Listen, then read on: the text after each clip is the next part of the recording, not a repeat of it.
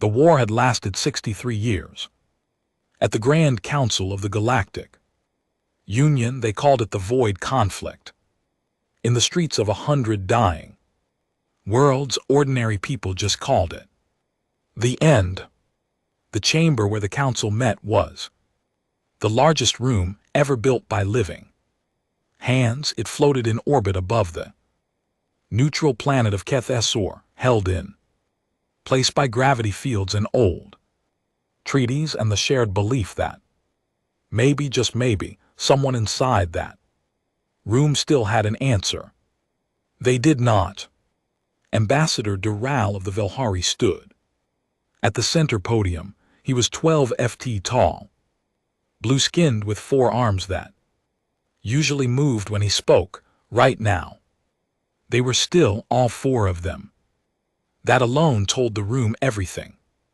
"We have reviewed the data," he said. His voice moved through translation devices and came back in 100 different sounds across the chamber. "We have run every model. We have consulted every surviving strategist from every member species. The outcome does not change." He pulled up the star map. 300 red circles floated above the chamber floor, 300 worlds swallowed by the void. Each circle was a graveyard. Now not even ruins left, just cold rock, scraped clean of everything that had ever lived on it.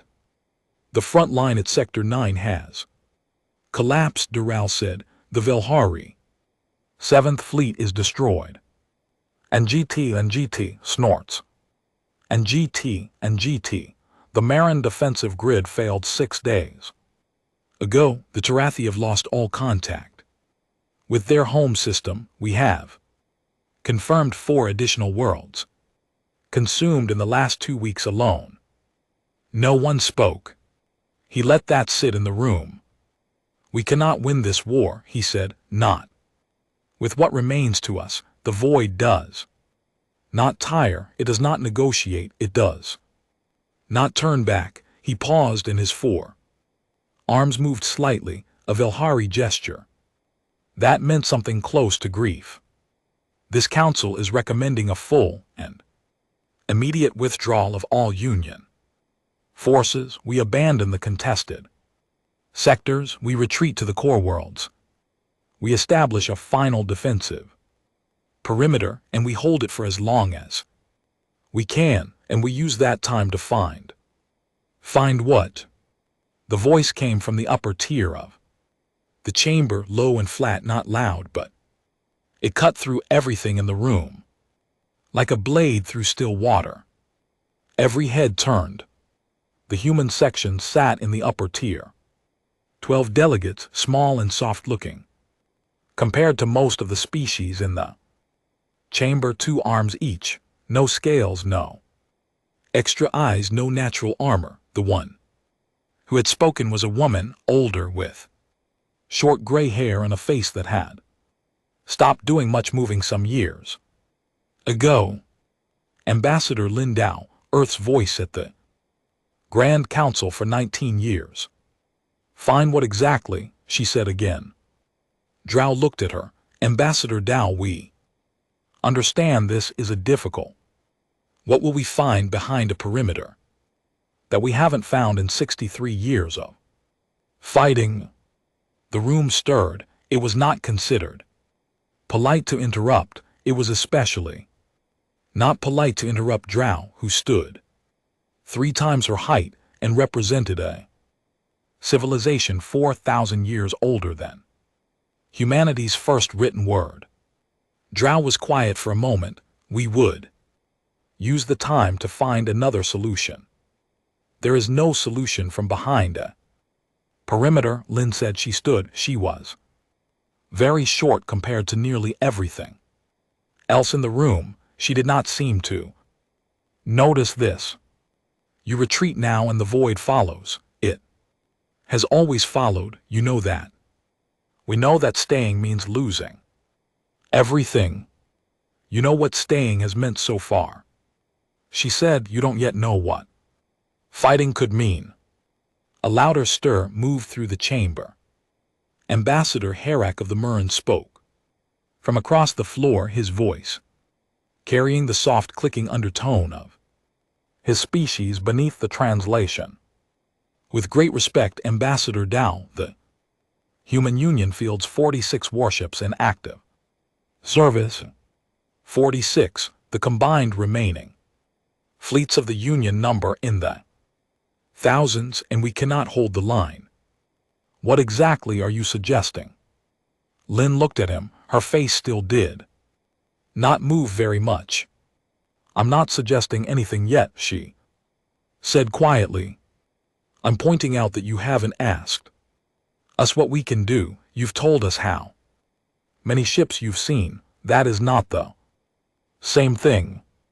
Herrick made a sound that did not translate well. Is there something we have not seen? She looked at him for one more moment. Then she picked up her data pad, clicked something on it, and sat back down. The vote was held 40 minutes later. It was not close. Of the 42 species seated on the Grand Council, 38 voted for full retreat, 3 abstained. The Human Union voted no. 1 vote against 38. The retreat order passed. Lynn Dow walked out of the chamber. Without speaking to anyone, her 12 delegates followed behind her in a single quiet line. None of them looked back. The message reached Earth 14 hours later. It arrived through the standard relay system marked with the Grand Council seal, written in the careful diplomatic language that made horrible things sound like administrative decisions. The Council had voted. The void conflict was to be treated as concluded. All Union member species were strongly advised to begin withdrawal procedures with immediate effect. Final defensive perimeter coordinates would be distributed within 48 standard hours. The message ended with a line about honoring the sacrifices of the fallen. In the office of Amos Keel, head of Earth Strategic Command, 3 people read it in silence. Then Keel set the pad down on his desk. Well, he said. He was a large man, wide hands, wide shoulders, the kind of build that suggested he had been made for a very different century. He had spent 11 years fighting at the front before being pulled back to run Strategic Command. He had not slept a full night in any of those years. He looked at the 2 people across from him, Commander Yara Osai, Intelligence Chief, Admiral Tomas Reyes, head of Fleet Operations. They voted to quit, he said. They voted to survive, Osai said. Her voice was careful. Reyes said nothing. He was looking out the observation window. Earth filled the view below. The command center ran in high orbit, and from up here you could see everything, the coastlines, the green and brown and blue of it, the soft glow of cities burning quietly on the night side. He had a daughter down there, 12 years old. She collected small glass animals. She had 43 of them arranged on a shelf above her bed. He had counted them the last time he visited. Status on the Kepler yards, Keel said. Reyes turned from the window. Ahead of schedule. Everything is running ahead of schedule. Ares program complete. Vance ready, has been ready for 6 weeks. Keel nodded slowly. He picked up the Council's retreat message one more time, read the last line again, honoring the sacrifices of the fallen, and placed it face down on the desk. Send word to Ambassador Dow that we acknowledge the Council's decision, he said, standard diplomatic language. Give them nothing to read into it. He looked at Reyes. Then get me a secure line to Admiral Vance. The Kepler shipyards were not on any map that the Grand Council had ever been given. That was not an oversight. They sat in a quiet stretch of space, well past the outer edge of the solar system, wrapped inside a field of debris that had been very carefully arranged to scatter any incoming scans. It looked like a natural formation. It had been made to look that way over the course of 4 years by a team of engineers who had been told in plain language that this was the most important work of their lives. 8 stations, 43 dry docks running for 11 years on funding buried across 6 government departments under labels like long-range infrastructure development and deep systems survey operations. The humans had gotten very good at labeling things. Admiral Cira Vance stood on the command deck of the HUMAS Defiant and looked at the yards through the observation port. She had been stationed here for 3 years. She had watched it grow ship by ship, dock by dock. She had watched the vessels come out one at a time, massive, dark, shaped in ways that didn't look like anything else the galaxy had built, because they were built around ideas the galaxy had not had yet. Her coffee was cold. It was always cold. She had never once in 3 years managed to drink it while it was still hot. The chime of an incoming transmission sounded behind her. Vance. Keel's voice. She knew before he said it what he was going to say. The council voted, he said. I've heard. 30-1, full retreat. I know. A pause. We're not retreating.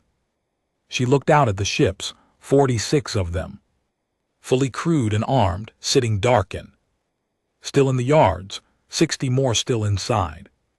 The docks nearly finished, 30 more. Behind those, frames only for now, but coming along faster than anyone expected. 46 ships against the void. She had sat in the council chamber once, early in her career, and listened to alien strategists explain why 10,000 ships were not enough. She had listened carefully. She had taken good notes. Then she had come back and spent 8 years helping to build something those strategists had never imagined. Full engagement authorization, she said. Full no restrictions. You have everything we have. Understood. A pause. Keel's voice shifted slightly. Vance, if you can bring any of the retreating fleets back around, do it. Don't let them just run, whatever's left of the Velhari, the Murin, any of them. If they're willing to turn around, we'll need them later. She thought about that, about 38 species voting to give up, about the Velhari, 4,000 years of civilization behind them, choosing what was left over, what was nearly gone. She did not blame them. She was also not going to let them go without at least seeing what they were leaving behind. I'll see what I can do, she said. The line closed. She stood there for a moment with the cold coffee in her hand, looking at the dark ships. Then she turned to her crew. Arya, she said, wake everything up. The voice that came back was even and smooth, with no particular weight of emotion in it. Arya did not worry the way people did. She calculated, assessed, projected, but sometimes Vance thought that the steadiness of that voice was its own kind of comfort. Activation signal going out to all vessels now, Arya said, estimated full readiness across all 46 ships, 9 minutes 40 seconds. Dock releases for the secondary group are on a 12-hour countdown. Good, get me a fleet-wide channel. Channel open, Admiral. Vance looked at the ships one more time. Dark hulls, no light catching on them. sitting perfectly still. "All crew," she said, "this is Admiral Vance. The Grand Council has voted to end the war. They are pulling back every fleet in the Union." She paused for exactly 1 second. "We are not pulling back, we are going forward. That is what this fleet was built to do. You know that mission, you know your ships, you know what we're carrying." Another pause. "The galaxy thinks the war is lost. Let's go show them what that word actually means." She closed the channel. Arya spoke again. "Admiral, current void projection puts their leading edge at the Kepler threshold in approximately 8 days, 14 hours. Then we have time to hit them before they get here. We will be engaging at a significant numerical disadvantage across initial contact scenarios." "I know." "I was going to note," Arya said, "that every engagement model I have run places that disadvantage within our projected operational parameters. We built these ships with this disadvantage accounted for." Vance set the cold coffee down on the edge of her console. "Yeah," she said, "we did." On the far side of the galaxy, the void moved. It was not a single thing. It had never been a single thing. It was tens of thousands of machines interconnected, running on logic older than most living civilizations. It moved through space like water moves downhill, constant, inevitable, finding every open path. It located worlds. It processed what it needed from them. It moved on and left nothing. It had done this for a very long time. It had developed through long experience a very accurate model of how organic civilizations responded to it: organized resistance, fleet engagements, defensive lines, retreat patterns, desperate final stands. It had seen every version of these responses. It had processed through all of them. It was now reading the signal traffic from the retreating Union fleets with something that, if it had been built by a different civilization with different values, might have been called satisfaction. The withdrawal vectors were clear. The retreat was orderly. The perimeter coordinates were already being transmitted. The void adjusted its advance pattern accordingly and moved to cut off 3 of the larger retreat columns before they reached the core sectors. It did not flag the quiet cluster of signals from the far edge of human space. They were too dark, too still, not moving, not broadcasting, not doing anything that its models associated with active resistance. The void had learned to recognize threats by the noise they made. It would take time to learn about things that made no noise at all. It moved on.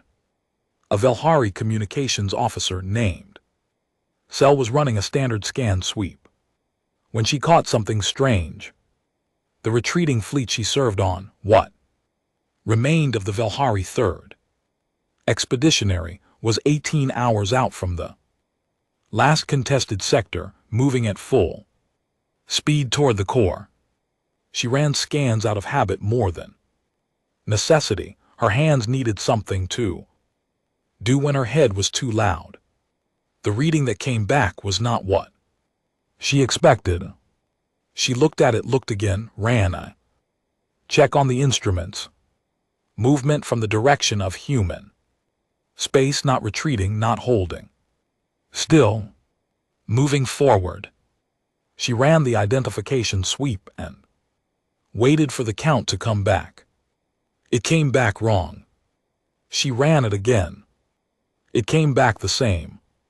She picked up the data quietly and walked to her commander without saying a word. She handed him the pad and stood back. Commander Vreth looked at the scan. He looked at the number at the bottom. He looked at Cell. This is a sensor error, he said. I've run it 4 times, she said. He looked at the number again. Ships. Coming from human space moving toward. The void's advance, not the size he had. On record for human vessels. Larger. Much larger, armed in configurations his database had no category for. When did they build these? He said. I don't know. He stared at the scan. They voted no, he said slowly, not asking, remembering the council report. He had read 14 hours ago, 1 species. 1 vote, they voted no and everyone ignored it. Yes, Cell said. And now they're moving toward the void, yes. Vreth stood still for a very long moment in the viewing port behind him. The stars moved slowly past as the ship ran at speed. His fleet ran with them. Thousands of ships carrying what was left of his people's pride and soldiers. And hope, all of it pointed away from the fight. He made a decision. Get me a human command frequency, he said, whatever they'll answer. Cell looked at him carefully. What are you going to say to them? He was quiet. I'm going to ask them, he said slowly, what exactly they think they're doing. Far ahead of the retreating fleets in the dark space past the outer belt of the human system, 46 ships finished waking up, locked into a formation that had no name in any existing tactical handbook, and began to move. Not away. Toward the war the galaxy believed was over. Admiral C. Ravens had a different opinion. She always had. The human frequency was not easy to find. Cell tried 6 standard Union military bands before she got an answer. The voice that came back was calm and professional, with the particular flatness of someone who had been expecting a call from somewhere unexpected. This is the HUMAS * Defiant. * State your identity and purpose. Vreth leaned forward. This is Commander Vreth Vilhari, 3rd Expeditionary. I need to speak with whoever is in command of your current formation. A pause, brief. Hold. The line clicked. Vreth waited, so watched him from across the communications bay and said nothing. Through the port behind her, the stars continued their slow movement. The fleet continued its retreat. Then a different voice came on, older, even calmer. Commander Vreth, this is Admiral C. Ravance, HUMAS * Defiant. I understand you have questions about our movement. You are moving toward the void, Vreth said. We are. With 46 ships. Among other things. Vreth paused. Admiral Vance, I have been fighting this war for 22 years. I watched the 7th Fleet die at Sector 9. I watched the Marin grid fail. I was in this chamber when we received confirmation of Torathi Prime. He stopped. I am not a person who gives up easily. I voted at my own council against retreat before the Grand Council vote even happened. I was outvoted. I know, Vance said. I read your service record. That surprised him. He had not expected that. Then you know I'm not asking this question to be difficult, he said. I am asking it because I genuinely do not understand. 46 ships against the void is not a battle, it is a statement. What is the statement? There was a pause on the line, not long. Come and see, Vance said. I beg your pardon. Bring your fleet around, whatever ships you have that can still fight, bring them. Come and see what we built, then you can decide if you want to go back to your retreat. Another pause, longer this time. Vreth looked at Sel. Sel raised one of her hands slightly. A Velhari gesture that meant something. Close to this is your decision, and I will not pretend otherwise. The Grand Council retreat order covers all Union species, Vreth said. Carefully, including my fleet. Commander Vreth, Vance said, the Human Union voted against that order. We are not bound by it. I cannot order you to do anything. I can only tell you that what you saw on your scanners, those 46 ships, is not what we're bringing to this fight. That's just the first group. Out of the yards. Silence on the line. How many groups are there? Vreth asked. Come and see, Vance said again. The line stayed open for a few more seconds, then Vreth made a sound in the back of his throat that Sel recognized as the sound he made when he had already decided something but was still performing the act of deciding. I am going to require a transmission of your fleet coordinates, he said. Sending now, Vance said, and the line closed. What came through on Sel's board was not a standard coordinate package. It was a set of waypoints leading to a region of space she did not have on any of her maps. She ran a cross-reference with Union stellar cartography. The Snort's region showed up as deep survey. Space unmapped, no habitation, no resources of note, no strategic value. She plotted the route and said nothing about it. Vreth gave the order to bring the fleet around. He did not tell the Grand Council. He decided he would explain later when he had something to explain with. They came out of transit 18 hours later. Sel was at her station. She had not slept. She had told herself she would sleep during transit and then spent the whole time staring at the bulkhead. Instead, the fleet dropped out of FTL in a loose formation exactly on the waypoint coordinates Vance had sent. Sel brought up the long-range scan. Automatically, the same routine she always ran when coming out of transit. Check for threats, check for debris. Check for... She stopped. She ran the scan again. She put both hands flat on her console and just stood there for a moment. Commander, she said. Vreth was already looking at the display. Above her station, he had seen it the same moment she had. Space was full of ships. Not 46, not 100, not the few hundred she might have thought given what she had seen on the initial scan. The Kepler shipyard stretched across the scan in 8 separate installations, and hanging around each one, docked or in near formation, were human warships of a size and number that should not have been possible. The hulls were dark. No running lights, no energy signatures.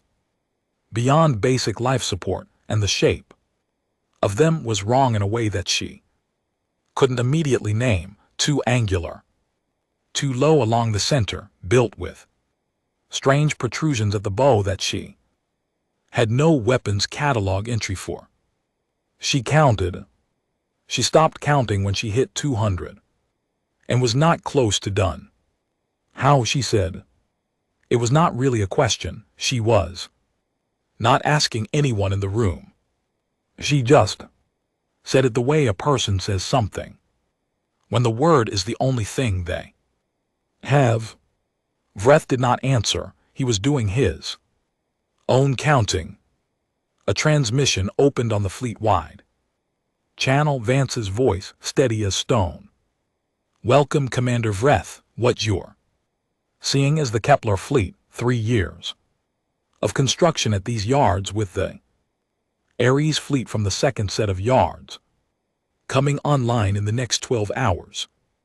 Total count when we're at full readiness will be 412 ships. A brief pause. We've been building since year 9 of the War, we kept it quiet. Vreth found his voice. How did you keep 400 ships quiet? Very carefully, Vance said, and because we've learned over the years that the galaxy does not pay very close attention to what humanity is doing, we use that. Cell pulled up a specification scan on the nearest of the human ships.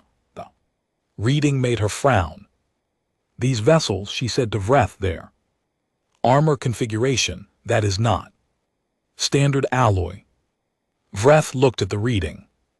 The armor on the human ships was approximately 9 times the thickness of standard Union warship plating.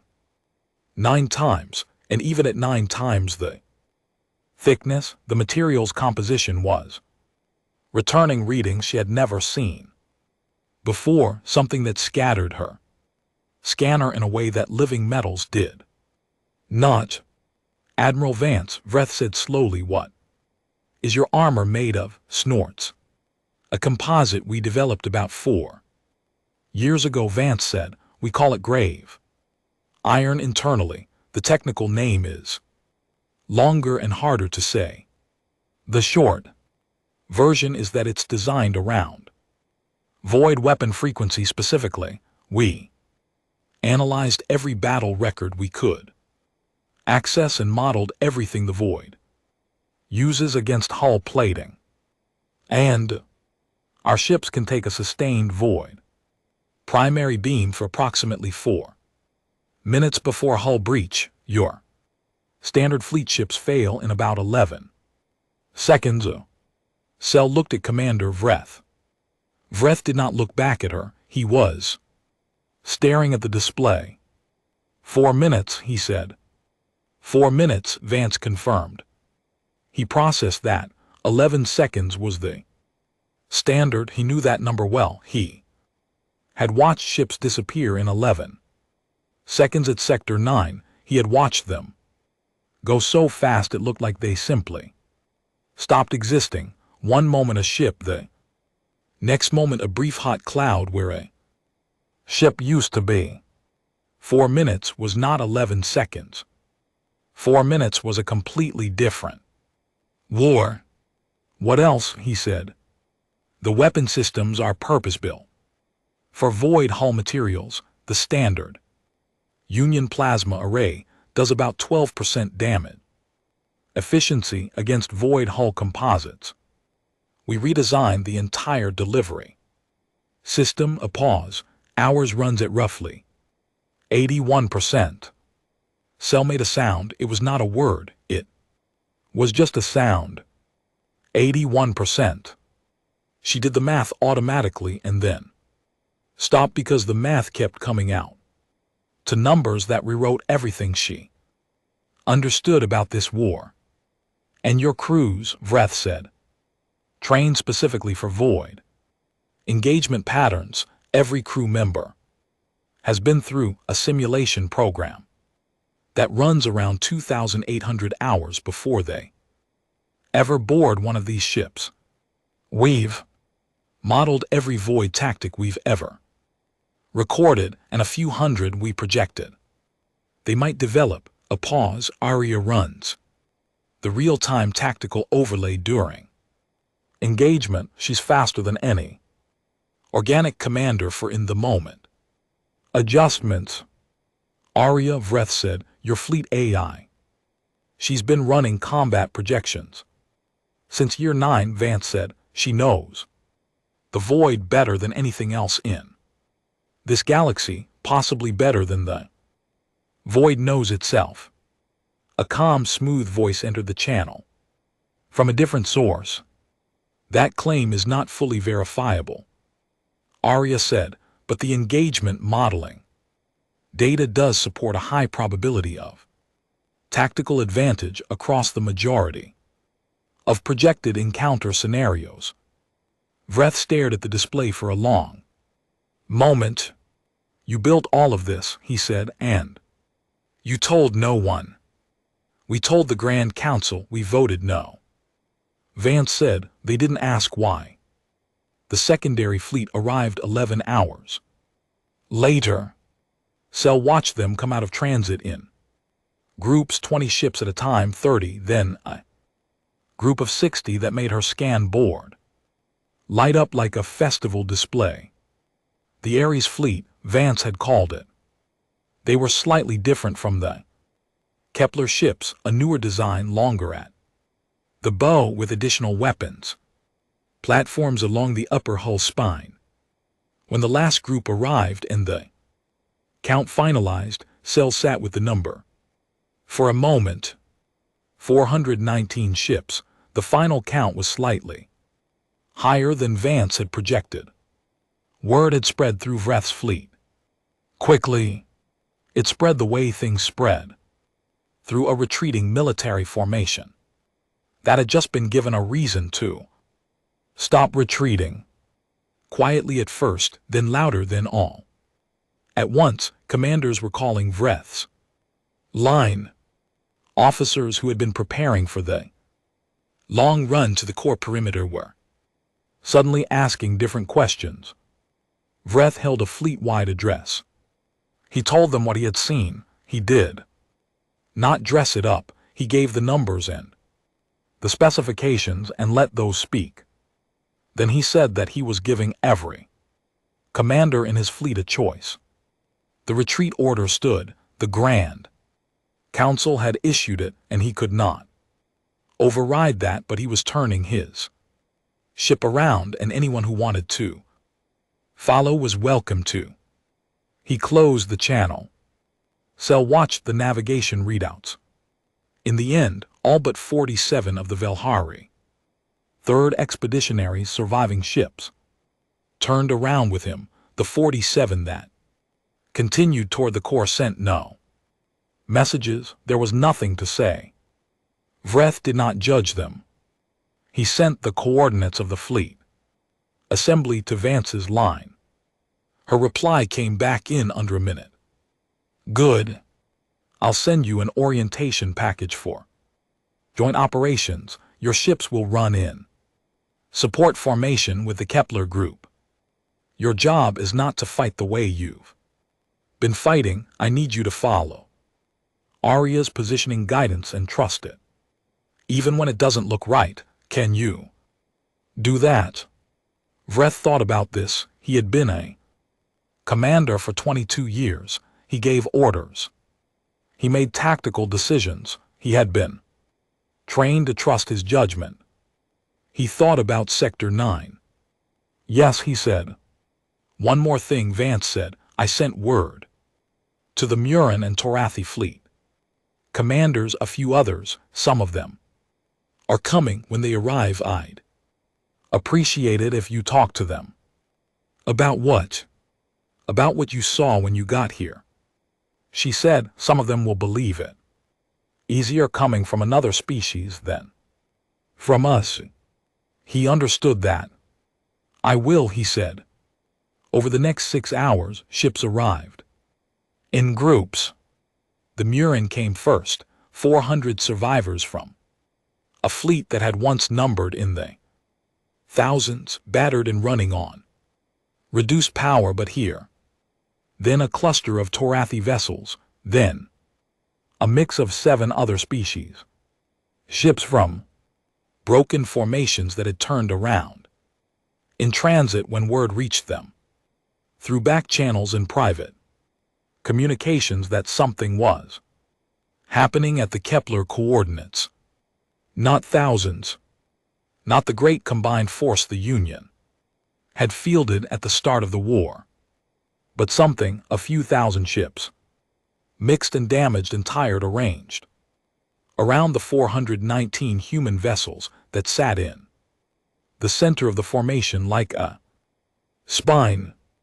Aria ran assessments on each incoming vessel and transmitted repair protocols. Within minutes of their arrival, human technical teams, there were 17 full engineering ships in the fleet, a detail that had surprised Vreth considerably, began moving through the formation and attaching to the most critical cases. Cell watched this from her post and found herself doing something she had Not done in a very long time. She was counting things on the good side. The Void reached the outer edge of the contested zone on schedule. Its advance pattern had been unchanged. For 11 years, it was optimal. It had been optimized against every defensive configuration it had encountered, and it was very good. Its leading-edge machine specialized for long-range area denial swept forward, ahead of the main body, clearing debris, identifying targets, signaling back. One of those forward machines picked up the human fleet. It processed the count. It processed the count again. It sent the information back to the central collective. The Void examined the data. It assessed the fleet configuration. It ran the numbers against its existing models of human military capacity and found a significant discrepancy. The model said 17 ships. The data said 419, plus several hundred alien vessels in support formation. The Void did not have a word for surprise. It did not have a word for worry either. But it flagged the engagement for a full tactical recomputation.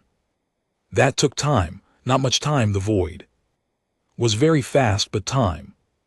And in that time, Arya spoke. Admiral, the Void's forward sensors have located us. They are running a reassessment. How long until they adjust their advance? Vance said. 6 minutes approximately, then they will begin a modified approach. Can we hit them before the adjustment completes? A pause of roughly 1 second. Yes, but the optimal window is 2 minutes and 40 seconds from now. Vance looked out the observation port at the dark shapes of her fleet hanging in formation around her. She thought about the 47 Valhari ships that had continued toward the core. She thought about the 43 dry docks that had run without rest for 11 years.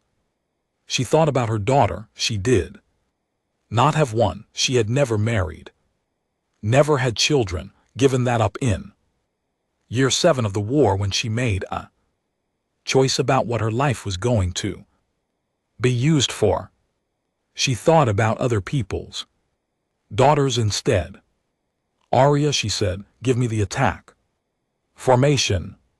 Sending to all fleet commanders now. Open a fleet-wide channel. Open. Vance stood straight. All ships, she said, this is Admiral Vance. Engagement begins in 2 minutes.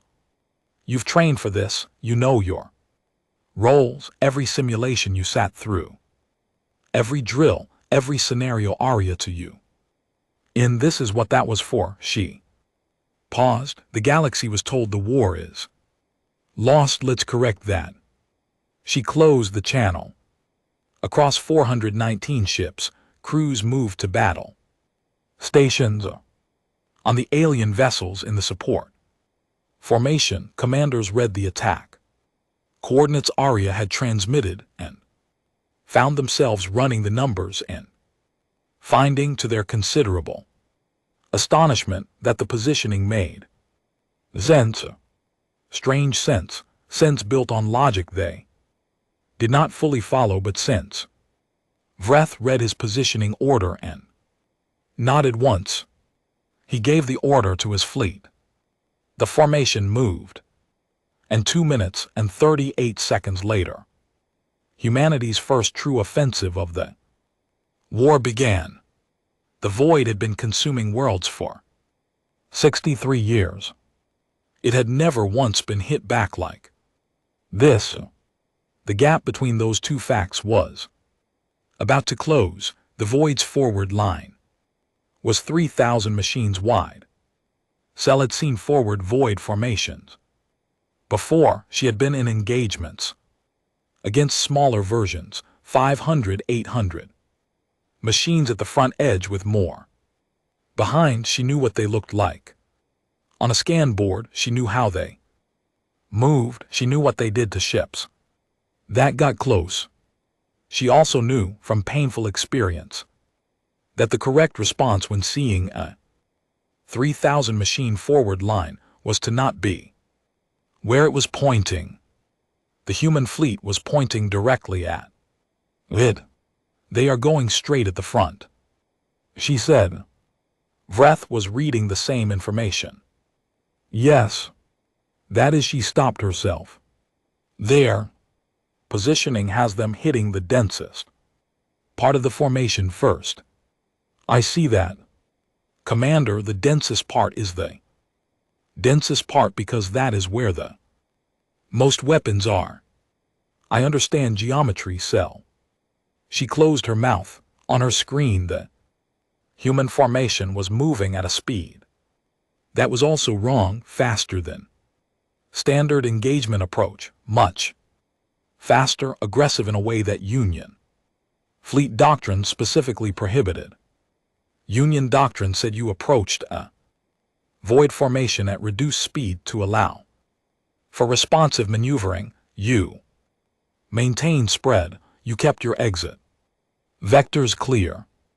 The humans were doing none of those things. They were doing the opposite of all of those things. Then the void's forward line opened fire. The beams came out in the characteristic way she knew, blue-white sustained, overlapping fields of energy that had ended thousands of ships over 63 years. They hit the leading edge of the human formation. The leading ships did not explode. They rocked hard. Several of them showed hull stress readings on her scan. That would have been a death sentence for a standard Union vessel, but they stayed together. They kept moving. They closed the distance to the void line, and then they were inside it past the maximum effective range of the forward beam weapons in the space between the void machines where the fire was less coordinated, and then the human weapons came on. Cell had never seen weapons like that. They were not plasma rays. They were not the standard particle lances that Union ships used. They were something that came out of the human bow emitters in focus pulses, dark edge, short duration, hitting the void hull composites and not scattering the way. Plasma did not bouncing, not spreading. The impact across the whole surface, harmlessly punching through a void machine that took a direct hit from a human pulse. Weapon did not drift. It did not go dark and continue moving. On momentum, it came apart, not catastrophically, not the way a ship exploded when its power core failed, but structurally, the whole composition unraveled. The machine simply stopped being a machine and became a collection of parts that no longer worked. The first 30 seconds of the engagement produced 47 destroyed void machines. Cell read that number and checked it again. 47 machines in 30 seconds, the highest confirmed kill rate in the entire 63-year history of the war. Had been 8 machines in a 4-minute engagement, achieved by the Valhari First Fleet. Year 22. That record had stood since then because nothing had come close to beating it. Commander, she said. I see it, Breath said. The void's forward line tried to reorganize. This was what it always did. The machines communicated with each other instantly across the formation and redistributed to close gaps, reinforce weak points, redirect fire. It was one of the things that made the void so difficult to fight. Kill one machine and 2 others adjusted to cover that position. Kill 10 and the formation smoothed over. The holes like water filling in around a stone. Arya had apparently studied this extensively. The human formation did not allow the Reorganization to complete. The moment a gap started to close, a group of human ships shifted to hit the closing units from an angle that forced them to choose between maintaining the gap fill or protecting themselves. When they chose to protect themselves, the gap stayed open and another group of human ships moved through it. It was not a battle, it was a disassembly. The void forward line was being taken apart piece by a fleet that seemed to know what it was going to do before it did it. They're following Arya's overlay in real time, Vreth said quietly. He was not talking to Cell. He was just saying it to the air working through it. Every ship is responding to the same tactical picture simultaneously. No hesitation, no command delay. They trained for this, Cell said. For 2,800 hours each. He shook his head. Slowly, 2,800 hours. I have officers who don't have 2,800 hours of total combat experience. Inside the Defiant Asterisk, Vance watched the engagement from the command deck. The battle board in front of her was a live feed from Arya's tactical overlay. A three-dimensional map of the engagement, color-coded and continuously updating with probability projections. Running in the margins, red for void machines, green for human ships, blue for the Allied vessels in the support formation. It looked right, it felt right. The numbers were moving the way Arya had projected they would. That did not stop her hands from being cold. Ship losses, she said. 3 ships reporting significant hull stress in the red zone, Arya said. HUMAS Resolute is showing a hull breach on deck 7 through 9. Crew compartments are sealed, no crew loss. Yet Hammer Rise has lost 1 forward weapons array, shifting to secondary. Kessler is still fully operational, despite impact readings that suggest it should not be. The Grave Iron is holding better than projected in the outer stress bands, Arya said. The Void is not targeting our weak points effectively because their targeting models appear to be optimized for standard Union Hall configurations. They're hitting us where they would hurt a Murren frigate, which is not where they hurt us. Correct. Vance looked at the board. The Void forward line had lost 600 machines in the first 4 minutes. By any standard she had ever learned, that number was impossible. By the standard of what she knew about these ships and this crew and Arya's projections, it was merely very good. What's the secondary body doing? She said. The Void's main force is approximately 40 minutes out and adjusting course. They have identified us as the primary threat and are moving to engage with their full capacity. Good, Vance said. Admiral, I want to be clear about what full capacity means in this context. The Void main body contains approximately. I know what it contains. Then you know the engagement at full contact will be considerably more difficult than the forward line. I know that too. A pause. I mention it not because I believe you are unaware, but because this seems like an appropriate moment to confirm that our operational plan accounts for it. It does.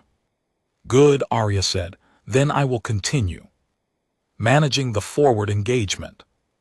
Vance almost smiled. The forward line broke at the 20-minute mark. Not retreated, not reorganized, broke. Front that had been 3,000 machines wide came apart into disconnected clusters that the human fleet chased and disassembled individually before they could reform. The Void had a protocol for this. It was a fallback pattern, a regrouping maneuver. Every Union commander in 63 years of war had learned to recognize it and respect it. The human fleet did not respect it. Arya had apparently modeled the regrouping protocol in considerable detail and had prepared specific counter formations designed to interrupt it. The moment the Void clusters began moving into regrouping vectors, human ships were already in position to block them, not to fight them, to stand between them and the regrouping points, so that the clusters had to fight through a wall of grave iron plating to get where they needed to go. The clusters fought. The grave iron held. Breath had stopped talking. He was watching his secondary display, which was running the engagement data in real time. Lost counts. Void machines destroyed 1,190. Rising, human ships lost 0. And GT snorts. And GT, Union allied ships 0, human ships with significant damage 9 and climbing but holding formation. Over 1,000 Void machines had been destroyed in one engagement in under 30 minutes. He had fought in this war for 22 years. He had fought in over 60 engagements. He had never seen anything close to this. He had stopped being able to contextualize it with his existing knowledge and was just watching the numbers move. Cell, he said. Yes, Commander.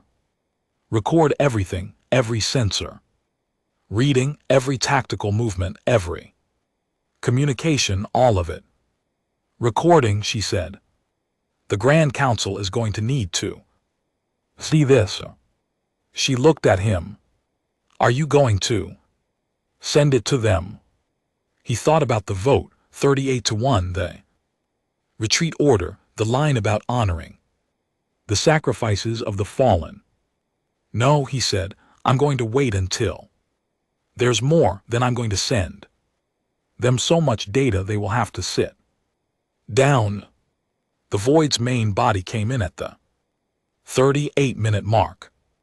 It was not the full force. The Void was not reckless. It never committed everything to a single engagement, but what it sent was substantial. Approximately 12,000 machines configured in a sphere formation. That was the Void's standard approach for overwhelmingly superior engagements. The sphere was designed to wrap around a defending fleet and cut off all exit vectors. It had worked every time it had been used. Arya had run simulations on it for 3 years. Fleet-wide, Vance said, execute. Pattern 7. Pattern 7 had no analog in any other tactical tradition in the galaxy. It had been developed entirely by Arya and Vance over 18 months of simulation work, refined over another year of practice runs with live ships, adjusted a further 6 times based on real engagement data from the forward line. Fight. The human fleet split, not into 2 groups, into 11. Each group was a different size, positioned at different distances from the center, moving in different directions, simultaneously in a pattern that looked from outside like pure chaos, like a fleet that had lost cohesion and was scattering. The Void sphere formation registered this and adjusted to pursue the largest group. That was what Arya had projected it would do. The largest group ran, the other 10 groups curved inward. The Void sphere chased the largest group and closed around it, tightening, bringing its weapons to bear, and then the other 10 groups hit it from 10 different directions simultaneously. each one targeting the coordinated weak points that Arya had identified in the sphere structure. A sphere has no rear, it has no flanks. It is theoretically perfect from every angle, except the angles you put weapons against simultaneously. Cell watched from a distance, recording everything. She did not have words for what she was seeing. She kept reaching for words from her 22 years of experience, and they all came back wrong. Too small, too familiar, nothing she knew fit. She settled for watching. The main body engagement lasted 91 minutes. In that time, the human fleet destroyed 4,800 void machines. They lost 7 ships, actually lost, not damaged, not breached, actually gone, 7 out of 419. 7 snorts. The standard expected loss rate for a Union fleet engagement of the scale was 60 to 70%. That was the historical average, 60 to 70%, fighting something that had now lost nearly 6,000 machines to a fleet that had started the day being told the war was over. When the Void's main force broke contact and withdrew to reorganize at distance, the Allied support fleet was still almost entirely intact. Breath ships had been positioned by Arya's formation guidance far enough from the primary fighting that they had been used for specific tasks, drawing fire at moments that served the human tactical plan, holding position at points that the Void couldn't ignore, closing off vectors that would have allowed regrouping. They had done their jobs. Arya's guidance had been, Vreth admitted to himself, correct even when it had looked wrong. He called Vance's line. "How did you do that?" he said. There was quiet on the line for a moment, not a long moment.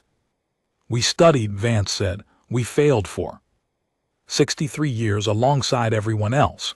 We paid attention to every failure. We built for the failures. We built for what the Void actually is instead of what we wished it was." Vreth thought about the 63 years, about the 300 worlds, about the vote in the chamber where 38 species had decided the study time was over and it was time to run. "You should have told us," he said. He did not say it as an accusation. He was just noting what was true. "We tried," Vance said. "Every time we brought data to the Grand Council about new approaches, we were told the current combined fleet strategy took priority. Every time we raised concerns about weapon effectiveness, we were told the combined fleet had more experience with Void engagements. We stopped raising it and started building instead." A pause. "We voted no," she said. "That was us telling you." He did not have an answer for that. News of the engagement moved fast.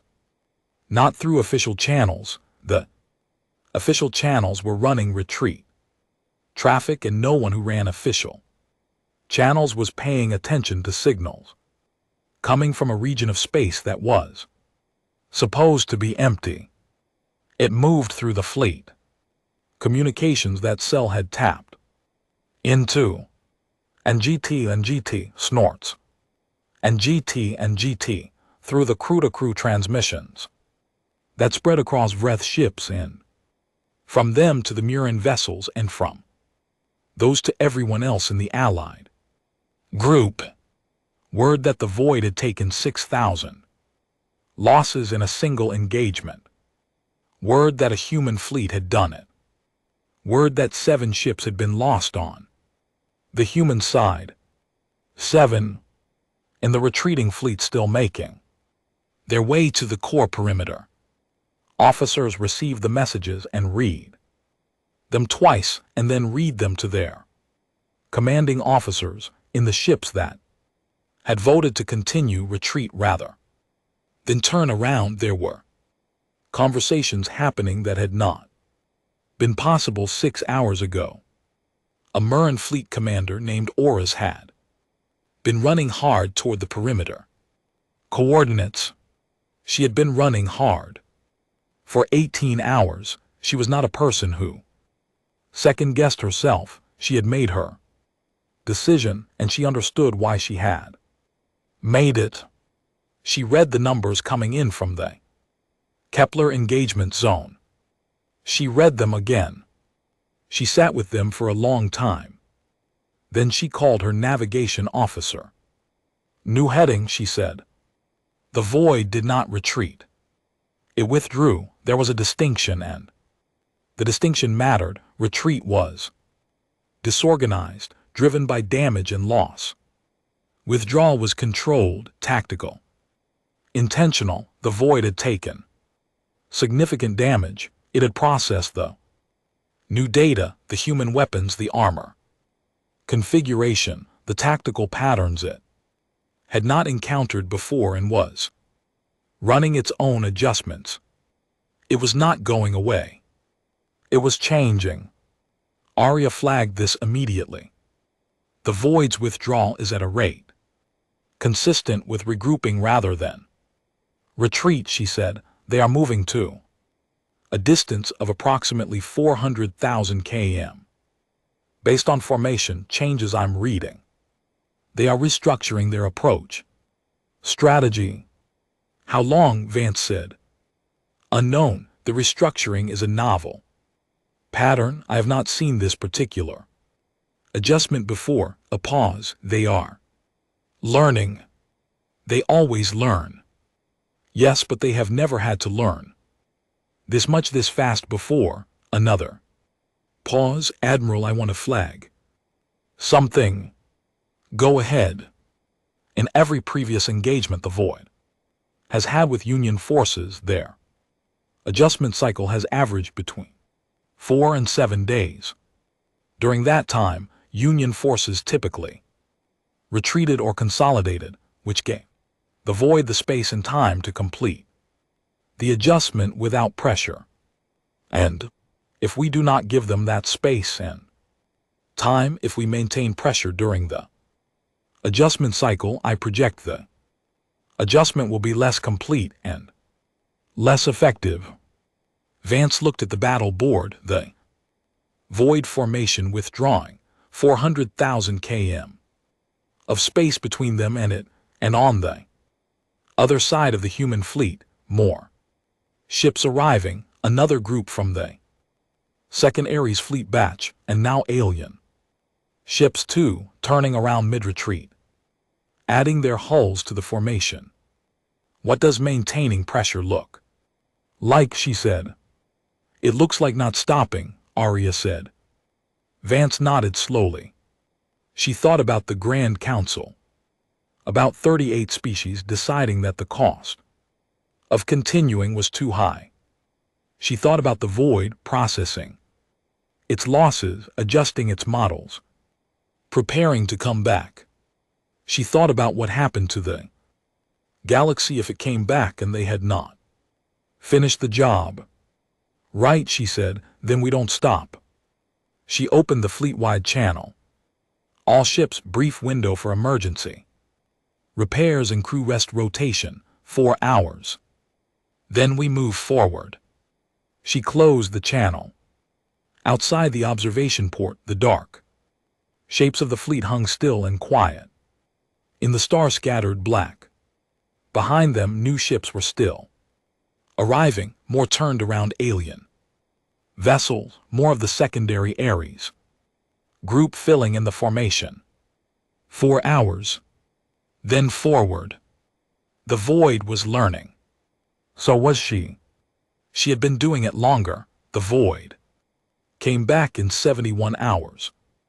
Not 4 to 7 days, not the standard adjustment cycle, 71 hours. Arya flagged it at the 2-hour warning. Mark and Vance was awake in 4 minutes, still pulling her jacket on as she walked onto the command deck. She had Slept for 6 hours total across 3 attempts. She was running on something past tired that had stopped having a name somewhere around hour 40. Talk to me, she said. They've restructured their approach in ways I partially projected and partially did not, Arya said. The formation is new. They're running a distributed mesh pattern rather than a sphere or line. Machines spaced farther apart, operating more independently than they have in any recorded engagement. Counter to our pulse weapons. Correct. Our weapons are most effective at range against clustered targets. Distributed mesh requires either closer engagement distances, which exposes our ships to more sustained fire, or a spread of fire across more targets simultaneously, which reduces per target effectiveness. How much reduction? Approximately 40%. Vance stood at the battle board and looked at the incoming formation, wider than anything the Void had deployed before. Deeper too, three-dimensional distribution that created no clear front or rear. They're smart, she said. They are 63 years of accumulated combat experience, Arya said. They have been doing this for a long time. We should not be surprised that they respond to new information effectively. Are we surprised? No, we planned for this. A brief pause. We planned for approximately this. The specific mesh configuration differs from our projected adaptations in several ways. I am running revised engagement models. How long? 20 minutes. They'll be in range in 18. Yes, Arya said, I'm aware of that. Vance looked at the board. 18 minutes. 20 minutes for Arya to run full revised models, 2 minutes of improvisation in the gap. Give me what you have now, she said. Incomplete is better than nothing. Deploying partial pattern overlay now. The second engagement was not like the first. In the first engagement, the Void had used tactics it had refined over decades. The human fleet had been ready for those tactics. The match had been, in the bluntest terms, a hammer against a wall that had been built specifically to resist hammers. In the second engagement, the Void showed up with something other than a hammer. The distributed mesh was hard to fight. The wider spacing meant that when human ships moved to close-range engagement, the range where the pulse weapons were most effective, they were surrounded by machines rather than hitting a concentrated mass. Fire came from multiple directions simultaneously. The grave iron held, but it was taking sustained damage from more angles than it had been designed to absorb at once. Human ships started showing real damage numbers for the first time. Not 7 losses, not manageable. Inside the first 20 minutes, 6 ships had hull breaches bad enough to pull them from the line. Inside 40 minutes, that number was 22. The Resolute Asterisk, which had taken a breach in the first engagement and been patched in the maintenance window, took 2 more and lost power to its main weapons grid. Vance watched the board. She did not flinch. She had trained herself out of flinching at numbers on a board, because flinching costs time and time costs ships. She looked at each loss, logged it, and kept moving. But she felt each one. Arya, she said. Working. Arya. I have a partial solution. It addresses the mesh spacing problem at the cost of concentrating our formation in ways that increase our overall vulnerability to the Void's secondary weapon systems. Trade one problem for another. or manage both simultaneously, which is significantly more difficult and requires more precise coordination than anything we've drilled for. Vance thought about her crews, 2,800 hours of simulation each, the best prepared military force in human history, the best prepared force in the galaxy, she believed, for this specific fight, more precise than anything they drilled. 4. She looked at the loss count, 22 ships. Out of the fight, over 300 still active. They can do it, she said. I believe so, Arya said. But I want to be transparent. If this pattern fails to produce results within approximately 12 minutes, the formation stress will cascade and we will be in a significantly worse position than if we had simply held the original approach. 12 minutes. Yes. Vance thought about 12 minutes. Do what she said. Vreth watched from the Allied support formation and did not understand what he was seeing. The human fleet was doing something that looked wrong, his tactical training said. It was wrong. The formation they were shifting into violated 3 different basic principles of fleet engagement that he had learned before he was 30. Concentration, coherence, mutual coverage. These were not suggestions. These were the bones of every fleet doctrine that any species had ever developed for a reason. The human fleet appeared to be abandoning all of them simultaneously. Commander Selson. I see it. Should we? We follow Arya's guidance, he said. He said it firmly. He had made that commitment and he was going to hold it. Even when holding it felt like watching someone drive very fast toward the edge of something. His positioning orders came through Arya's overlay a moment later. His ships were being directed to a very specific location in the support formation, not the standard support distance, but closer in, tucked into a gap in the human fleet arrangement. He looked at the gap. He looked at where the void's mesh was converging. He understood. The human fleet was not abandoning coherence. It was creating a shape that had to be filled, and the filling was the Allied ships. The human vessels held the outside of the arrangement, Grave Eye, taking the distributed mesh fire from the widest angles in the Allied ships, sat inside that arrangement, protected from the heaviest fire by the human hull ring, but positioned to add their own weapons to the engagement with a full field of fire outward. It looked like chaos from outside. From inside, it was a ring of iron with teeth. All ships, Vreth said, matched the Arya positioning trusted. The 12 minutes almost did not hold. At minute 9, the void identified what the human formation was doing and redirected a significant portion of its mesh toward the seams between the human ships. The gaps where the ring wasn't continuous, where Allied ships were exposed. Arya called it in real time.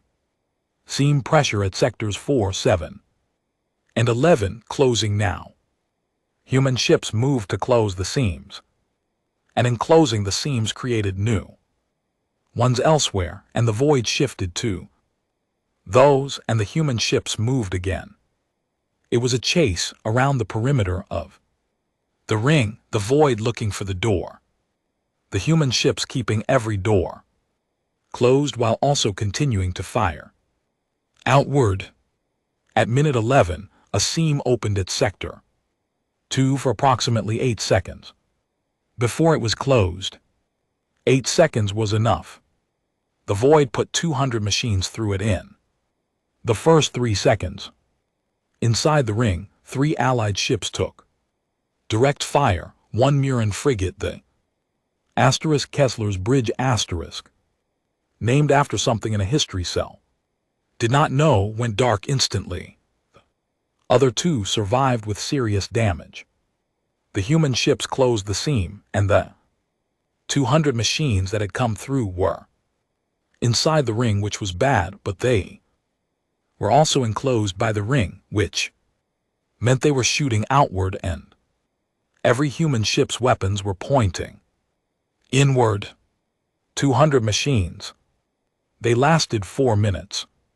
When the last one came apart, Cell realized she had been holding her breath for somewhere around 3 of those 4 minutes, and her hands on her console were shaking, not from fear, she told herself, just adrenaline, just the physical result of watching something that should not have work anyway. She took a breath. She ran the engagement numbers. Void losses since the second engagement began: 3,200 machines, human ships out. Of the fight, 31 Allied ships lost. 1 Allied ships with significant damage, 11.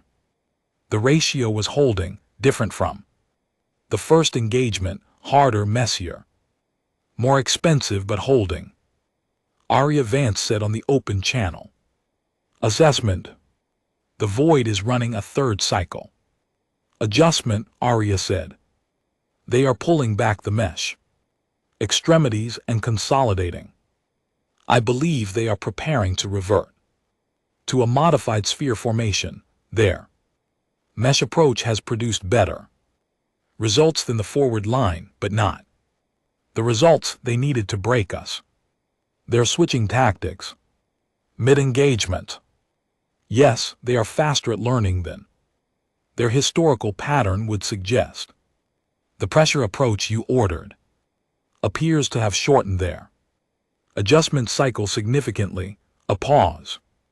This is good and bad.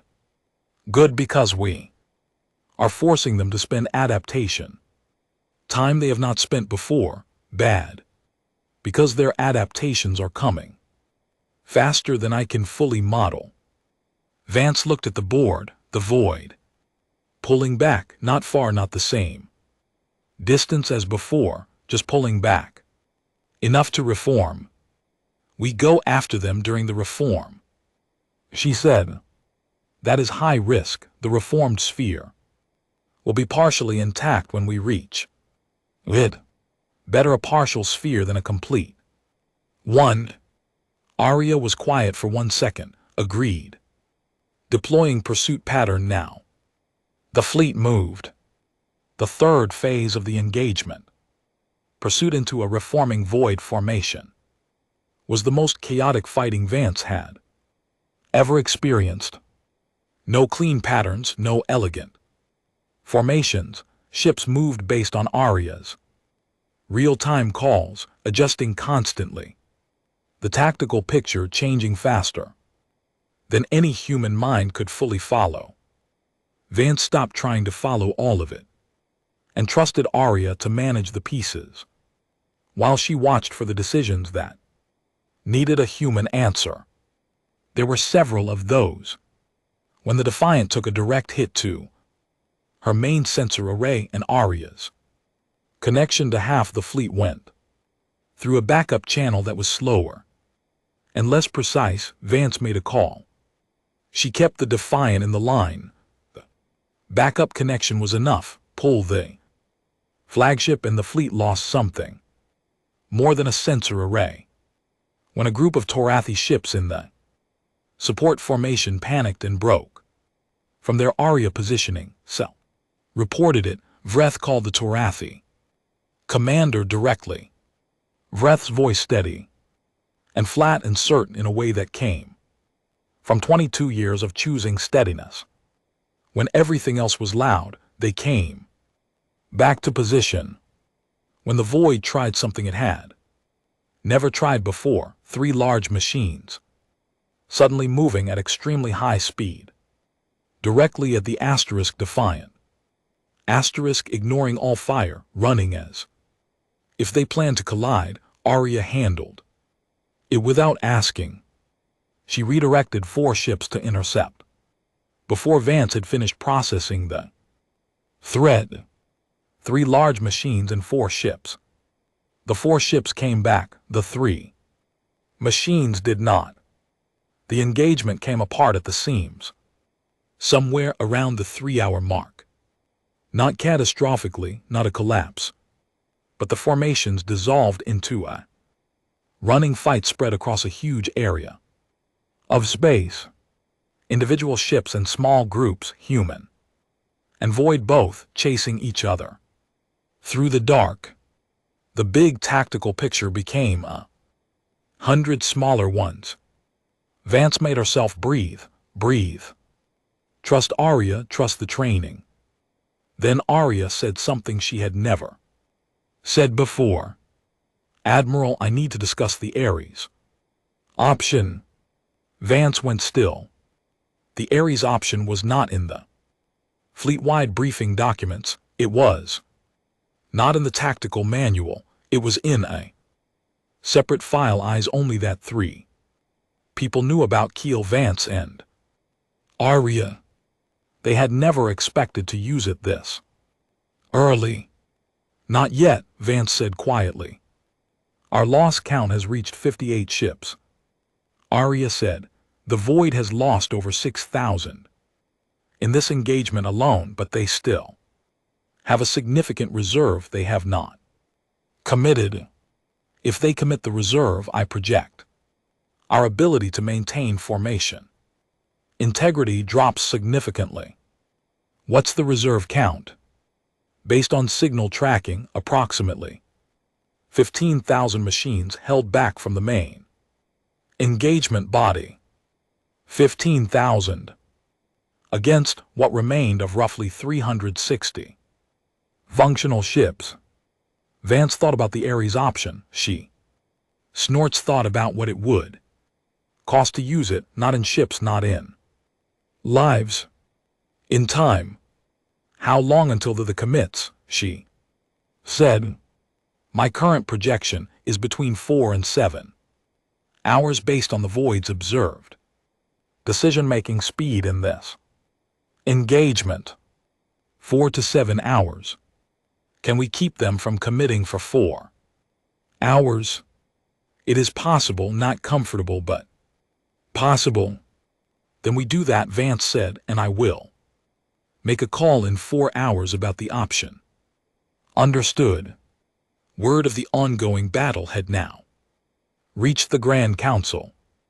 It had not come through official channels. Drawl received the information the way old commanders always receive information that official channels are not ready to carry, from a junior officer who had a contact who had heard from a ship's communications officer who had been in Vreth's fleet and was still transmitting. He read the numbers. He read them again. He sat in his office on the Grand Council station, in the room where he had prepared his remarks for the vote. And he read the numbers one more time. 6,000 Void machines destroyed, rising. Human fleet losses, 58 still operational as an offensive force. Full Allied fleet complement still largely intact. He thought about what he had said at the podium. We cannot win this war. He thought about Ambassador Lin Dao walking out of the chamber without looking back. He picked up a communications device and opened a direct line to the Human Union delegation. He waited. Lin Dao picked up after 3 rings. Ambassador, he said. Ambassador Drawl, she said. Her voice was exactly as flat and unmoved as it had been in the chamber, I imagine. You've seen the reports. I have. A pause. We asked you, she said, quiet, not unkind, just true. We asked you what you hadn't asked us. Yes, he said. He had nothing else to add to that. What do you want, Ambassador Drawl? He looked at the numbers again. 6,058. An active offensive fleet operating against a void force that had been losing every calculation it ran. I want to know, he said slowly, what else you haven't shown us. Lyndall was quiet for a moment. That's a long conversation, she said. We have time. She paused again. We may not actually. She said, but I'll tell you about the Ares option, and we can go from there. He had not heard that phrase before. What is the Ares option? Something we built for the end, she said, for the moment when everything else has been spent and we still need to finish it. How close are you to that moment? Close, she said. Vance will tell us when it's time. Drowell sat with that. Outside his office port, the Grand Council station turned slowly in orbit, and below it the neutral world of Kethid. Drowell turned in its own long and different rotation, and somewhere impossibly far away 400 ships were holding the line against 15,000 machines that had not yet moved. He thought about the vote he had run in the chamber. He thought about what we cannot win this war had felt like when he said it. He thought about what it was beginning to feel like now. Tell me, he said, everything. In the 4th hour of the running battle, the Void committed 12,000 machines from its reserve. Not 15,012, it was still holding back. Arya called it the moment the movement registered. Reserve is committing 12,000, ETA 2. Engagement range approximately 22 minutes. Vance looked at the board. Her fleet, roughly 340 functional ships, Vreth's force and the other allied ships, another 800 and something, damaged and tired and running on resolve as much as fuel. 22 minutes. She thought about what waited in the cargo holds of the 6 largest ships in her fleet, 6 ships that had been built around a specific purpose, carrying something that had taken 4 years to construct and had never been tested outside a simulation. 6 ships that sat at the center of her formation like the secret they were. She thought about the 4 hours she had asked for. She was 12 minutes short. She made the call. Arya, she said, Ares option full authorization. Confirmed, Arya said, initiating now. I recommend all Allied fleet commanders receive an immediate briefing. Do it. And Admiral, you should know that once we begin, we cannot stop at an intermediate point. It is all or nothing. I know, Vance said, that's why we waited this long. In the cargo holds of the 6 central ships, systems that had been dormant for the entire engagement began to power up. They drew more energy than the weapon systems, more than the engines, more than everything else on the ships combined. The lights on the 6 ships dimmed noticeably. The lights on the ships around them dimmed slightly. In Vreth's fleet, Arya's briefing was arriving. Cell read it first and then handed it to Vreth without speaking. He read it. His forearms went still. This is real, he said. Admiral Vance built it, Cell said.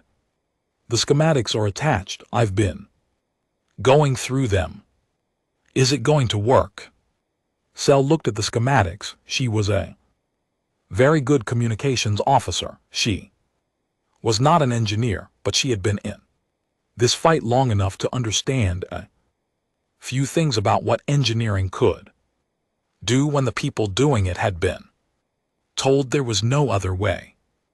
I think, she said slowly, that it's going to change everything. The Void's reserve moved toward them in the dark. 12,000 machines spread wide, and the 6 human ships at the center of the fleet finished powering up something that had no name in any other language, because nothing else in the galaxy had ever tried to build it. The war was about to stop being something the galaxy had been losing. It was about to become something else entirely. The briefing that Aria sent to every Allied commander was 7 pages long and contained enough technical information to fill a library. Most of the Allied commanders read the first page and stopped. The first page was enough. Vreth read it twice. He read the key line 3 times. The Ares option is a networked resonance disruptor field designed to broadcast a specific frequency set tuned to the electromagnetic signature of void machine cognitive architecture. In simple terms, it does not destroy void machines, it disconnects them. He looked up from the page. Disconnects, he said. From each other, Cell said. She had been reading faster. She was on page 4. The void machines run on a shared processing network. Every machine is connected to every other machine simultaneously. That's how they communicate instantly, how they adjust formation so fast, how they adapt. She paused. The resonance field disrupts the connection frequency, not the machines themselves, the connection. Wrath thought about this. The void was not thousands of separate machines. He knew that. Every strategist in the Union knew that. The void was one thing spread across thousands of bodies. Remove the connection and you did not have one thing. You had thousands of very complicated pieces of metal with no one home. How long does the field last? He said. That's the problem, Cell said. She had reached page 6. It's not a sustained broadcast, it's a single pulse. They built it as a pulse because a sustained field would require energy levels that aren't physically achievable with current technology. She was quiet for a moment. The pulse duration is estimated at between 90 seconds and 4 minutes, depending on conditions. After that, the void network will reestablish. So it gives us a window. Yes. What do we do with the window? Cell looked at him. The answer was in page 7, but she didn't need to read it to know. We kill as many machines as we can in the window, she said. As many as possible. Disconnected machines revert to last known programming, basic functions, no coordination, no collective intelligence. They become individual problems instead of one massive one. And 400 ships can kill a lot of individual problems. Yes. Wrath thought about the reserve coming in 12,000 machines. After this engagement, the void had perhaps 20,000 remaining between what he could estimate from their formation data and what had not yet been committed. 20,000 machines disconnected, and everything the galaxy had left. He opened a channel to every Allied commander in the formation. He didn't do a long speech. He was not built for long speeches in moments like this. You've all read the briefing, he said. When the pulse fires, you spread out and hit everything you can reach. Don't cluster, don't form up single ships. Pairs, small groups spread across as wide an area as possible and kill whatever is in front of you. Aria will give you targets in real time. Follow them without hesitation. He paused. We have had 63 years of this. This is the window at the end of 63 years. Use it. He closed the channel. Cell was quiet. Commander, she said. Yes. The pulse, it only works if it reaches all the machines simultaneously.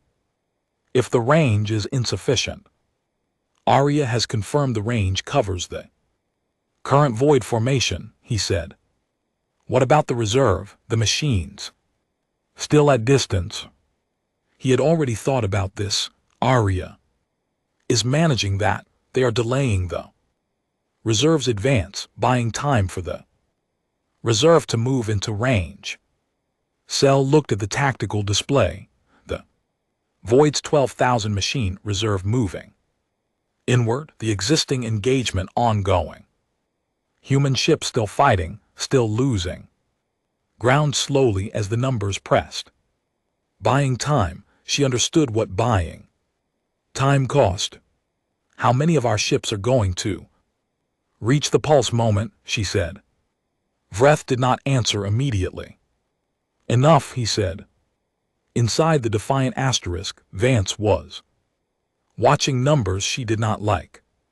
The reserve was still 4 minutes from full engagement range, the 6 Ares ships needed the reserve inside pulse radius to make the option worth using.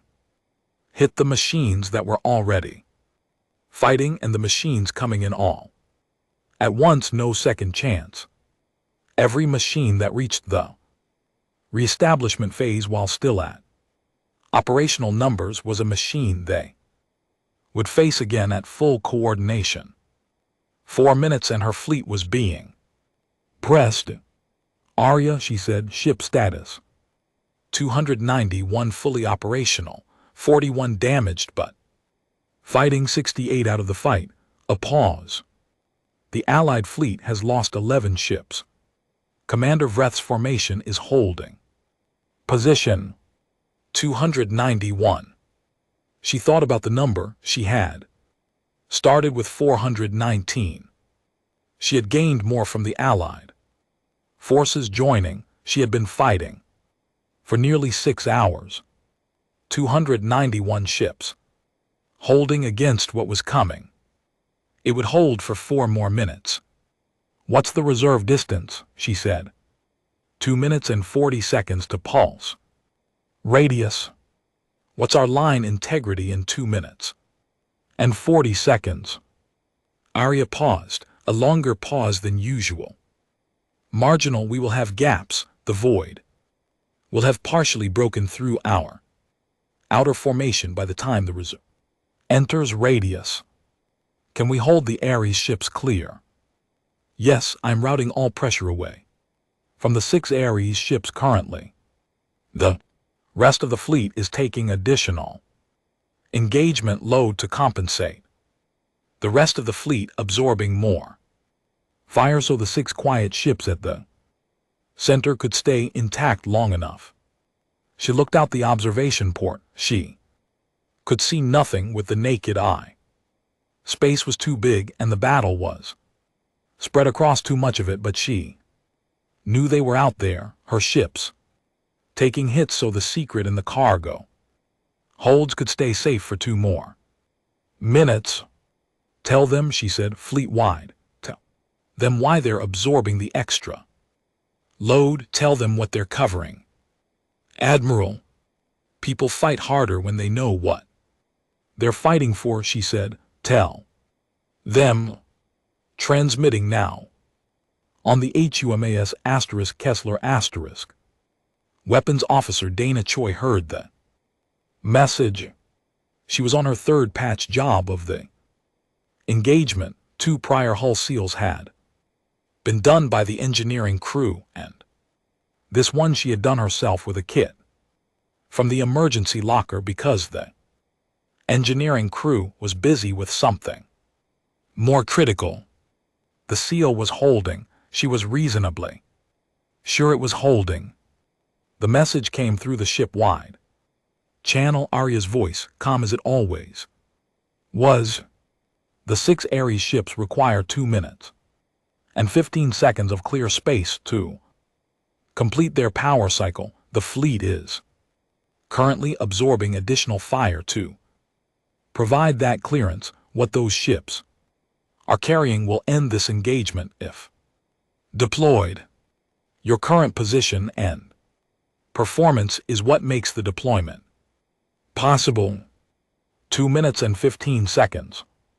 Dana Choi looked at the seal she had just put on the deck. She looked at her weapons console, which was showing 3 of 6 arrays still functional.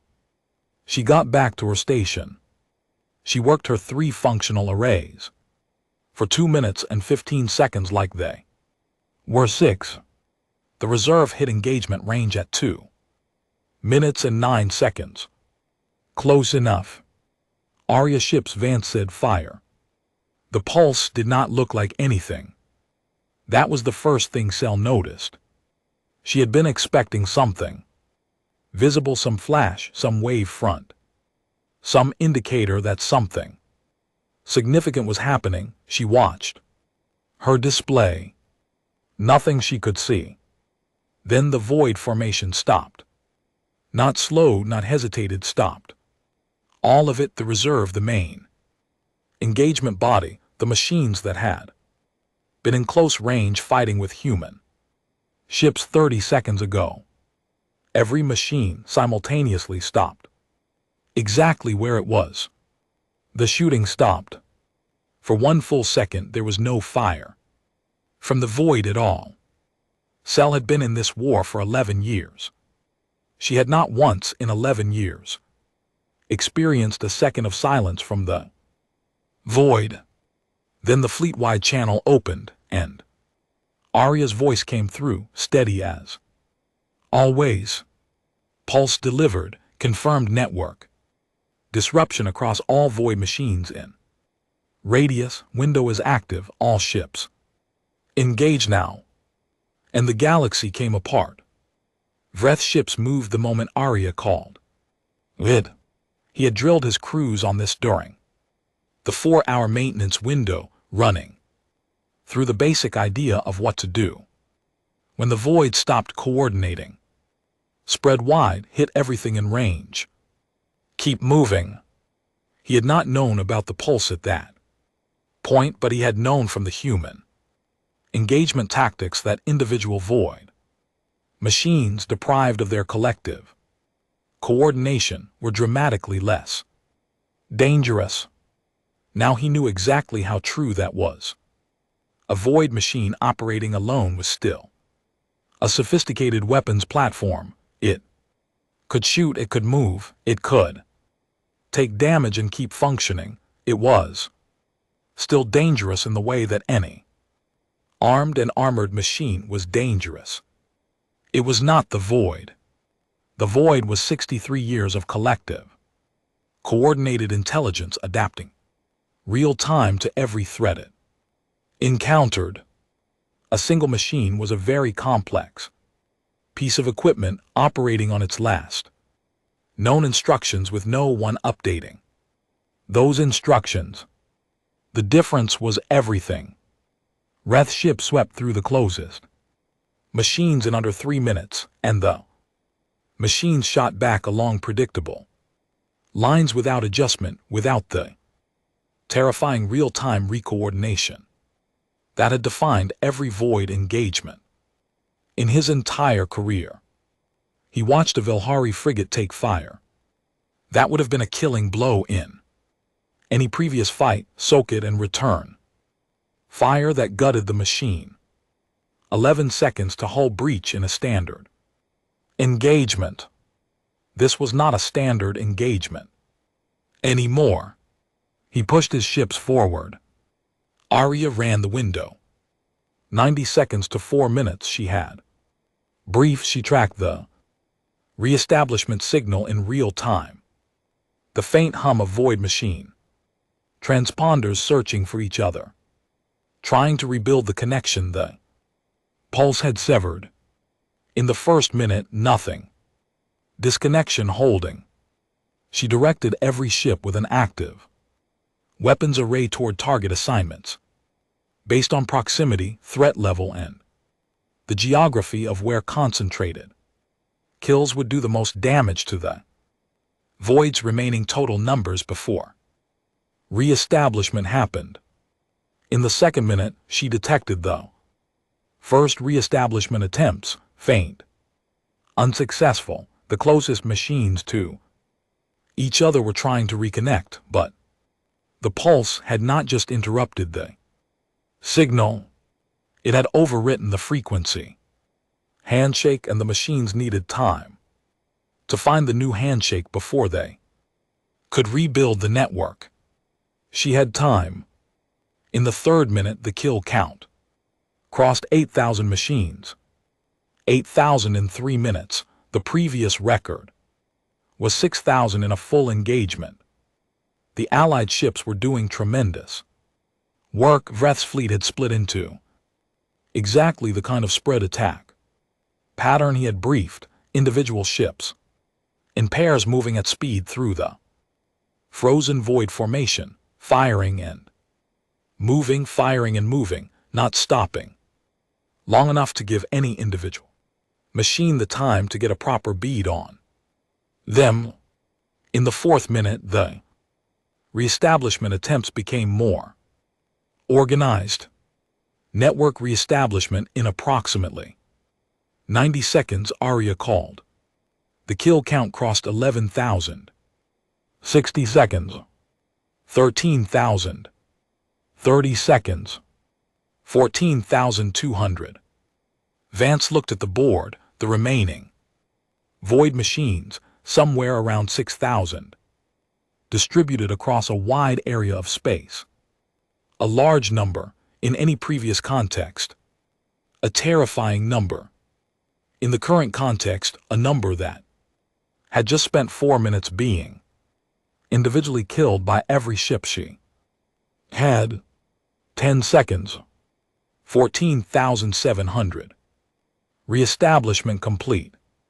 The void snapped back. The remaining machines reconnected. The collective intelligence rebuilt itself. Across 6,000 bodies instead of 21,000. It assessed its situation. It calculated its losses. It processed the new information. It processed that it had lost 14,700 machines in 4 minutes. It processed that it was currently outnumbered by a combined human and Allied fleet that was not retreating. For the first time in 63 years, the Void arrived at a calculation that every living being in the galaxy understood instinctively, but that the Void had never needed to learn. It ran the math on fighting and ran the math on not fighting. The math said the same thing both ways. It began to withdraw. Not reorganize, not adjust, not pull back to a safe distance for reforming. It was drawn. Vance watched the display for a full 10 seconds to be certain of what she was seeing. Then she opened the fleet-wide channel. All ships, she said, there. Running. She let that sit for a moment. We follow. The pursuit lasted 19 hours. The Void did not stop to reform. It did not try new tactics. It ran, and the human fleet chased it, and the Allied ships chased alongside, and the Void shed machines at every engagement. Because the remaining 6,000 were still fighting with the intelligence of the collective, still adapting, still learning, still dangerous, but they were 6,000 against everything humanity had brought in. The math had stopped working for them 23 hours ago and had not started working since. At the 11-hour mark of the pursuit, Arya called a new count. 3,000 Void machines remaining. At the 16-hour mark, 1,200. At hour 19, the pursuit came to an end. In a region of space that had no notable features, no stars nearby, no planets, no debris fields, just open space and the remnant of what had consumed 300 worlds caught between the human fleet and the Allied ships and nowhere useful to go. Vance looked at the display. 214 machines. Arya, she said. Yes, Admiral. Can any of them escape the engagement zone? A pause. No. Formation has complete. Coverage. She thought about what she was about to do. She thought about 300 worlds. She thought about what lived in those 214 machines, 63 years of accumulated intelligence, the ghost of whatever civilization had built them, a mind that was old and had never once known defeat. Before 5 days ago, she thought about what happened to the galaxy if she let any part of it survive. Finish it, she said. The last void machine came apart at hour 19, 31 minutes and 44 seconds into the pursued. Arya noted the timestamp. She noted it because she had told Vance once during a quiet late shift in year 2 of the Couplet Project recording. The exact moment things ended seemed important, not just for history, for the people who had been inside those moments and would want to know later when exactly the thing they had feared became the thing they didn't have to fear anymore. The timestamp went into the record. 3 days later, the Grand Council convened an emergency session. The chamber was full, every seat. Species that had been in full retreat when the session was called had turned their ships around and made transit in time to attend. Drall had sent personal messages to every delegation head the hour after he had spoken to Lunda, and the messages had carried enough data to answer most questions before anyone could ask them. Most questions. Lunda sat in the human section of the upper tier. She had been awake for most of the last 4 days. She looked like it. She did not look like a person who particularly cared that she looked like it. Drell stood at the center podium. His 4 arms were moving. They moved the way they always did when he had a great deal to say and was still deciding how to say it. The void conflict, he said, is over.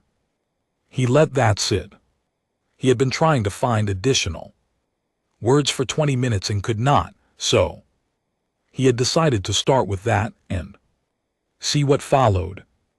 The combined human and allied fleet, under the command of Admiral Seer Vance, of the Human Union, engaged and destroyed the Void's remaining forces over a period of approximately 5 days of active combat operations. Total Void losses are confirmed at 21,412 machines. Total human fleet losses are confirmed at 89 ships. He paused. Total Allied fleet losses are 14 ships. Total crew losses are still being calculated. The chamber was silent. I want to be clear about what I am saying, Drell said. The Human Union engaged the Void with a fleet that no other member of this council knew existed.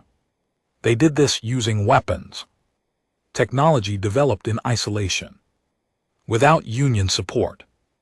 They did this using tactical doctrine, developed in isolation without Union collaboration. They did this using a weapon classified as the Ares option by the Human Union that we did not know was possible until 72 hours before it was deployed. He looked at the human section. We voted to end this war because we determined it could not be won, he said. We were wrong. We were wrong because we did not ask the right questions. We did not ask what the Human Union was capable of. We assumed. He stopped. We assumed they were what we could see. We did not consider what they were building where we were not looking. The chamber was still quiet. I want to understand something, said Ambassador Herrick of the Moan. His voice was careful. The Human Union developed this capability over 11 years. During that time, they participated in Union military councils. They submitted fleet reports. They sent ships to the front. He paused. They reported 17 active Warships. Yes, Lunda said from the upper tier. And they had 400. 419. By final count. Herrick was quiet for a moment. Why? The chamber waited. Lunda stood. She was still shorter than almost everything in the room. She still did not seem to notice.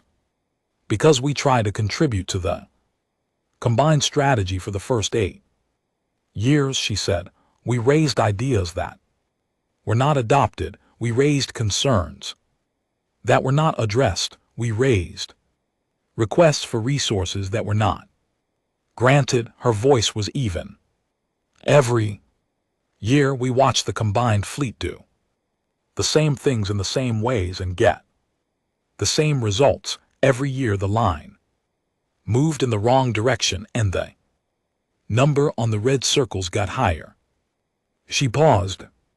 We decided that if we were going to do something different, we needed to do it ourselves, and if we were going to do it ourselves, we needed to do it where no one would interfere with it before it was ready. Silence. We voted no, she said. At the council, 1 vote. We stood up and said we had not been asked and that we believed there was more we could do. No one asked us what we meant. She looked at Drawl. You asked me later. I appreciate that. Drawl inclined his head, a Valhari gesture of acknowledgement that also carried something close to apology. I should have asked sooner. Yes, she said simply. Admiral Vance was not at the Grand Council session. She was on the defunct Esthar Ruskin, the space where the last engagement had been fought, overseeing the work of recovery. There were ships to repair, crew to account for, the long and unglamorous task of coming down from 5 days of war. She was drinking coffee. It was hot for once. Arya spoke. Ambassador Doe is transmitting from Cathar Essa, she says. The session is going well. Good. She also says Ambassador Drawl has formally proposed a full restructuring of the Union Military Council with the Human Union in a permanent senior advisory position. What did she say back? She said she would consider it. Vance looked out the observation port. The wreckage of the final engagement was visible at distance, debris fields, the broken pieces of 21,000 machines spread across a wide stretch of space. In a few years, she supposed, some of this debris would drift into new orbits. Some of it would become hazard markers on future star maps. Some of it would just keep going outward, past any place that had a name, past anywhere anyone would ever be. 63 years, 300 worlds, 89 ships. She sat with those numbers for a while. Arya, she said. Yes, Admiral. Pull up the contact for Commander Vreth. Ready. Put me through. The line connected after a moment. Vreth's voice, a little tired, steady. Underneath it. Admiral Vance. Commander, you're still here. Where would I go? He said. There is clean up to do. My fleet is helping. I know I can see you on the board. She paused. I wanted to ask you something. Go ahead. She thought about how to say it. She thought about the vote, about 38-1, about what it was going to take to rebuild the kind of trust that made something like that not happen again. When you get back to the council, she said, when everyone sits down and starts talking about what comes next, I want you on our side of the table for that conversation, not because you owe us anything, because you were there, you saw all of it, and I think the conversation is going to need someone who was there and is not human to make it go right. A pause on the line. You are asking me to advocate for the human union in a political proceeding. He said, I'm asking you to tell the truth about what you saw, she said. That's different. Another pause. She heard the familiar sound of the Vilhari command deck behind him. Different console tones, different ambient sounds than a human ship. Yes, he said, I will do that. Good. She closed the line. She drank her coffee while it was still hot outside in the quiet of the space around her, the debris of 63 years of the worst thing that had ever happened to the inhabited galaxy. Slowly, silently drifted. Ships from a dozen species moved through it, recording it, recovering what they could, marking what they couldn't, and on 300 cold worlds scraped clean of everything that had lived there. Nothing moved, and nothing would for a very long time. Vance knew those worlds were there. She kept them there in the back of her mind, because the thing about studying failure for 11 years was that you learned to keep the cost of failure somewhere you could always reach it. 300 worlds, not 301. That was the thing she had spent 11 years building toward, not the glory of the final engagement, not the record kill counts, not the 400 ship fleet or the Ares option or any of the numbers that the Grand Council was going to read and reread and absorb over the next many years. Just not 301. She finished her coffee. She set the cup down. Arya, she said, what's next on the repair priority list? The Castor asterisk, Arya said. Her hull integrity is at 62%. She needs significant attention before she's safe for transit. Send engineering over. Already dispatched. Vance turned from the observation port and walked back to her console, and the work of the day continued, and the war that had lasted 63 years did not last 63 years and one day. It ended in the only way anything like that ever really ends, not with a speech, not with a ceremony, but with people who were still standing, turning to look at what was left and deciding, one task at a time, to build it back. The galaxy had cried that the war was lost. Humanity had disagreed. In the end, the math was simple. They were right.